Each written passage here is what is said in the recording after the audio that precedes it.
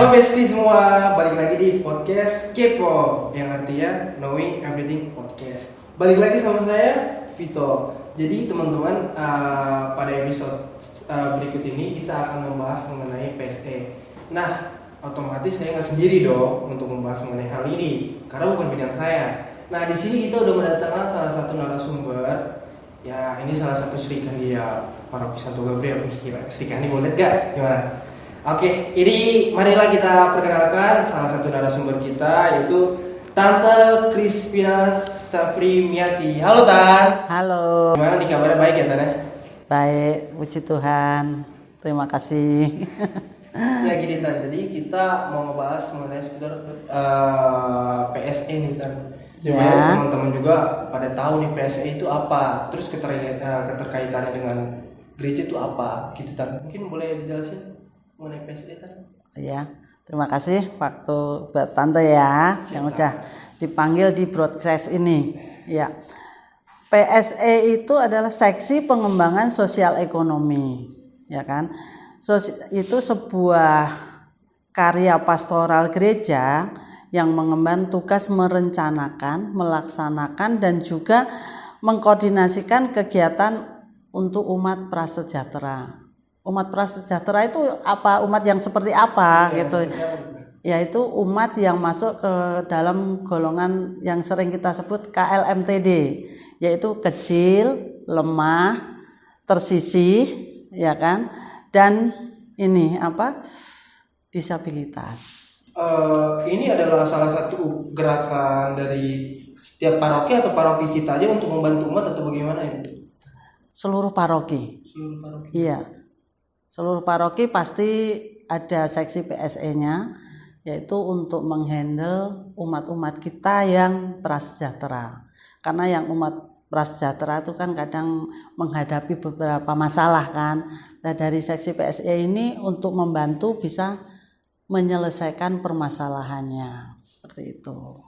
Tadi terkait itu Tante katakan permasalahan, kita penasaran nih permasalahan seperti apa yang dimiliki umat-umat gitu atau bagaimana? Nah, permasalahan yang umat-umat yang KLMTD tadi kan banyak ya. Salah satunya itu mungkin mereka kekurangan ataupun bermasalah di dalam untuk kehidupannya, ya kan? Dari segi untuk ekonomi? Iya, dari segi ekonominya. Terus untuk masalah rumah tinggalnya ataupun kesehatannya, seperti itu. Jadi PSE berkaitan dengan itu, makanya mempunyai beberapa subseksi yang bisa membantu mereka. Terkait PSE ini, apakah ada visi dan misinya nggak? Ada. Apa tuh kalau boleh tahu?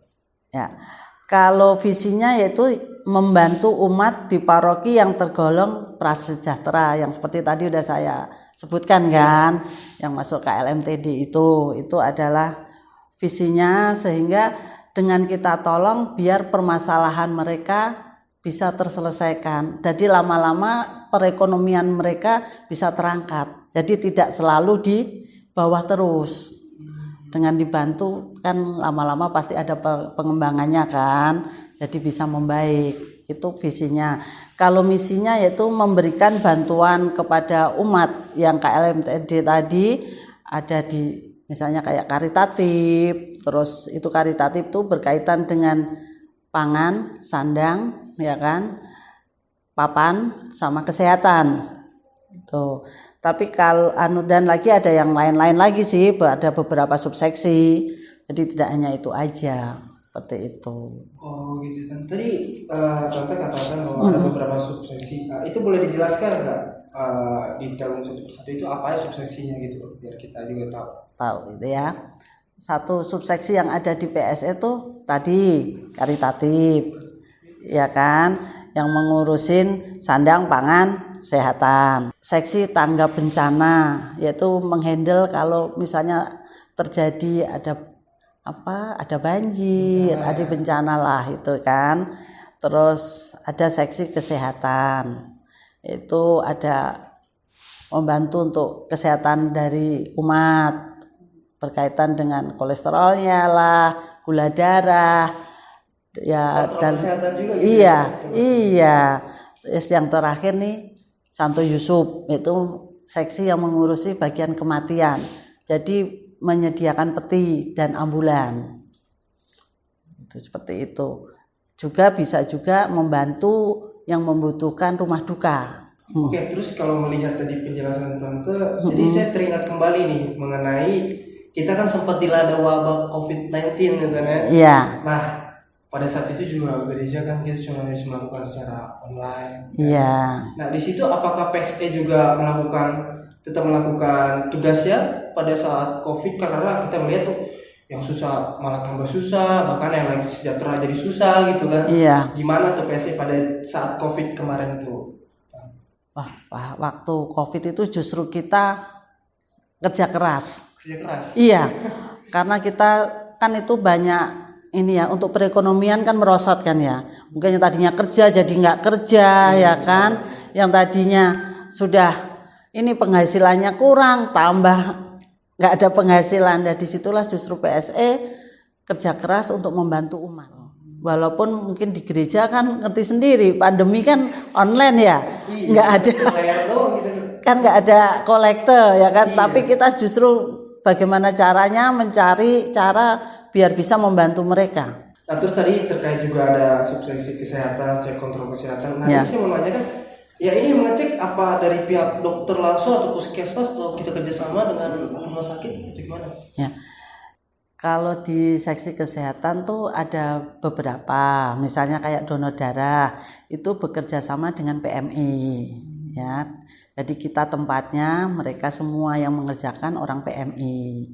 Jadi kita umat siapa tinggal ini kan donor. Tapi kalau seperti gula darah, kolesterol, asam urat itu dikerjakan oleh pihak seksi kesehatan paroki sendiri. Karena seksi kesehatan kan mempunyai beberapa dokter. Khusus yang bisa, iya, yang membantu di situ. Dan timnya kan banyak.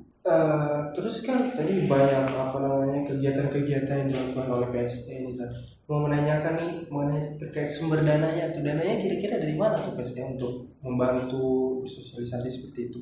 Tergantung ini ya di seksi apa. Kalau kayak karitatif itu diambil dari 25% kolektor. Jadi 25% kolektor itu kan masuk uang ke dana papa. Lah salah satunya yang dibantu adalah karitatif itu, yang tadi bantu sandang, pangan sama kesehatan. Seperti itu. Nah, terkait PSE ini kan apakah kita sebagai anak muda UMK bisa ikut peran dalam hal-hal tersebut? Karena kan mengenai sosial, kita sebagai anak muda harus mempunyai jiwa sosial yang tinggi gitu. Apa kita bisa gabung ke sana? Justru kita tunggu ya? Iya. Jadi anak muda ayo bantu.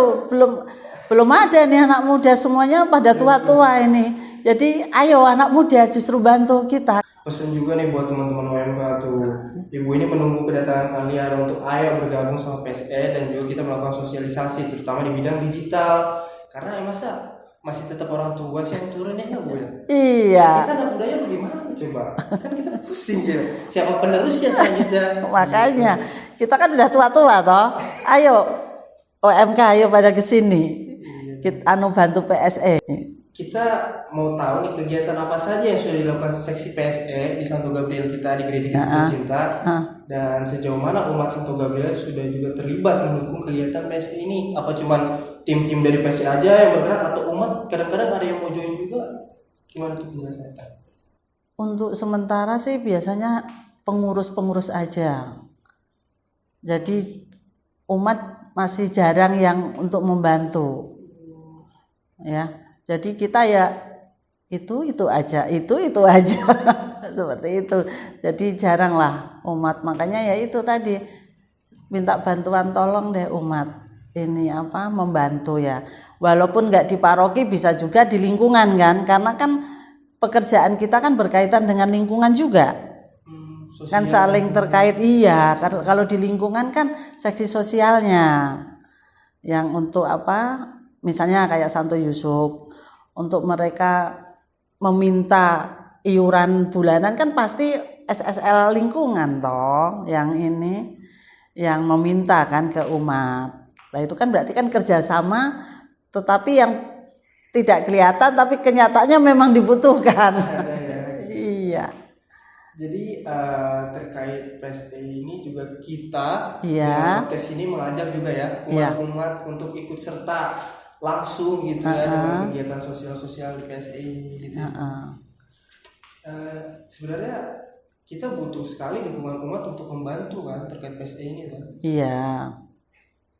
Terus ada beberapa hal yang ingin saya tanyakan lagi nih mengenai PSE. Apakah amplop-amplop yang beredar seperti sebelum Natal, sebelum Paskah, dan amplop-amplop lainnya itu yang setiap disebarkan ke lingkungan ya biasanya lingkungan atau wilayah merupakan bagian dari kegiatan atau program PSE juga kah atau tidak? Ada yang iya, ada yang tidak. Jadi misalnya seperti ini kayak amplop Natal, berarti kan mendukung panitia Natal untuk melaksanakan kegiatan Natal. Begitu juga yang amplop Paskah. Ya, itu untuk mendukung kegiatan panitia. Tapi kalau amplop HPS Hari Pangan Sedunia itu adalah PSE. Yang menyebarkan itu PSE sama APP, Aksi Puasa Pembangunan. Jadi setahun itu PSE mengeluarkan 2 kali amplop. HPS di Oktober, kalau APP Paskah. Ya, sebelum Paskah, masa puasa. Terkait tadi Tante mengatakan ada sumbangan mengenai Hari Pangan Sedunia gitu kan. Nah, yang aku tahu tuh Hari Pangan Sedunia kan berarti untuk supaya seluruh orang di dunia ini dapat mendapatkan makanan dan yang layak, seperti itu kan gambarannya ya Tante. Iya. Nah terus itu sumbangan-sumbangan kita itu dialirkan kemana tuh mengenai itu hal itu? Ya, gini. Kalau yang Hari Pangan Sedunia dari amplop-amplop itu setelah dihitung semuanya 75% kita kembalikan ke KAJ. Oh diberikan ke KAJ? Iya, jadi KAJ kan juga untuk membantu banyak lah kalau itu ya kemana itu kan lebih besar kan skopnya. Iya. Tetapi yang 25% itu ditinggal di paroki. Jadi dimasukkan ke dana papa yaitu untuk membantu yang untuk karitatif. Jadi yang umat-umat yang KLMTD yang membutuhkan itu. Jadi selain 25% dari kolektor, dapat juga 25% dari HPS, 25% dari APP. Jadi saya sebagai OMK pun sebenarnya jadi tergerak di hatinya bagaimana ya kita bisa gabung itu, karena jika kita anak muda punya sosial yang tinggi, ya pasti orang-orang tua kita kan juga otomatis senang gitu ya Tante. Iya tentu, makanya Tante tunggu nih, ayo. Mungkin nanti saya coba hubungi teman-teman OMK, udah ayolah kita, masa cuma bikin acara senang-senang, kita nggak ada kegiatan sosialnya. Iya. Acara seperti itu. Nah terkait PSE ini, kegiatan atau program apa yang dilaksanakan dalam jangka waktu pendek ini dan yang dekat-dekat inilah kita bilang?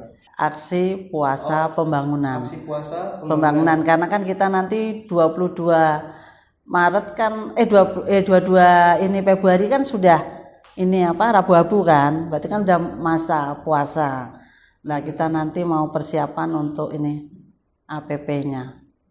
Jadi untuk amplop APP ini PSE nih kalau amplop APP-nya. Seperti itu.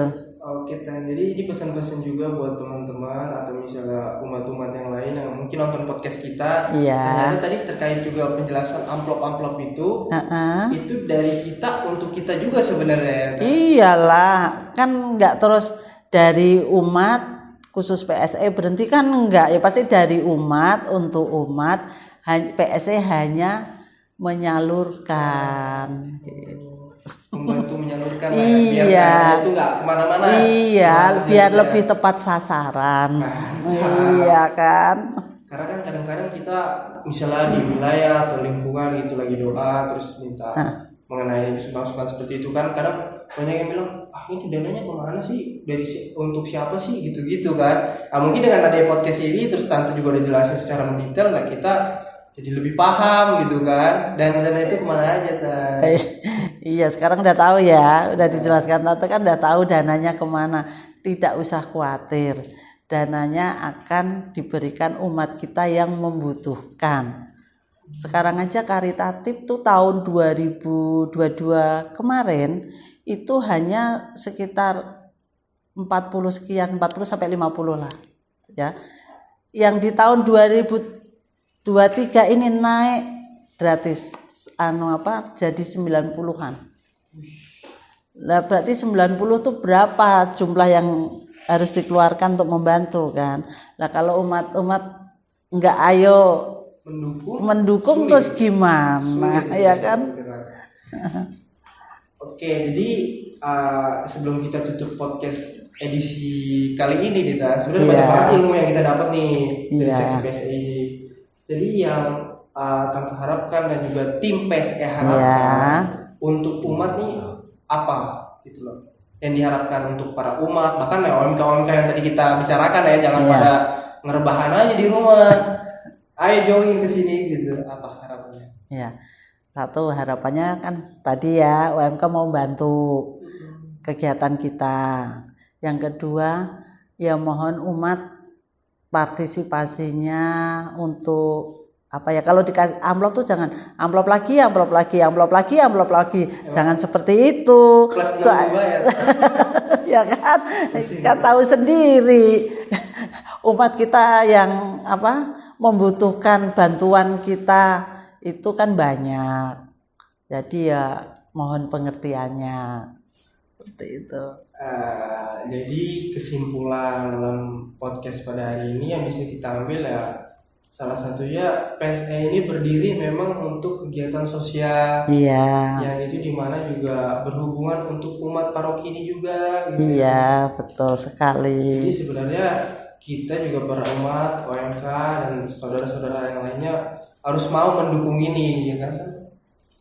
Gimana supaya PSE ini lebih maju lagi ke depannya, makin sukses lagi dengan dorongan kita, bantuan kita, seperti itu ya kan? Iya. Karena programnya itu kan masih banyak, tetapi di paroki kita kan belum semuanya program itu kita jalankan. Jadi kita masih punya rencana ke depannya ada beberapa program yang ingin kita ini kan launching di paroki kita. Makanya kalau dibantu dengan OMK nih banyak, ya kan, mau membantu kita kan enak karena kan terbatas dengan pengurusnya. Ya kan, sedangkan yang program-program baru kan butuh anak muda yang tahu digital kan. Nah, itu makanya ayo ke PSE bantu biar programnya bisa dijalankan semuanya. Iya, mungkin ini bisa menjadi pesan juga buat teman-teman yang bakal nonton podcast ini. Iya. Baiklah, memang kalau kita berbicara atau berbincang-bincang di podcast ini lama-lama bisa nyaman gitu kan. Semua nanti kita bahas-bahas nanti pakai dalam paroki apa aja gitu kan. Jadi ya itulah mungkin kalau kesimpulan saya sebagai host di sini.